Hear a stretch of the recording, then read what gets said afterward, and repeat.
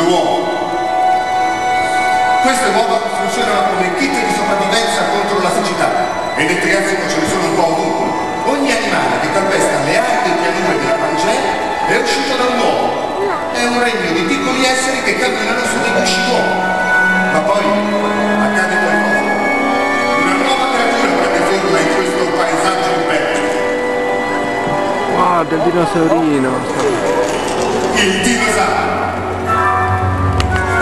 Pensavate che fossero più grandi, ma tranquilli, cresceranno e molto. Questo incredibile gruppo di rettili arriverà a dominare il mondo. È nato il dinosaurino. Questi piccoli dovranno sopravvivere e in questo ambiente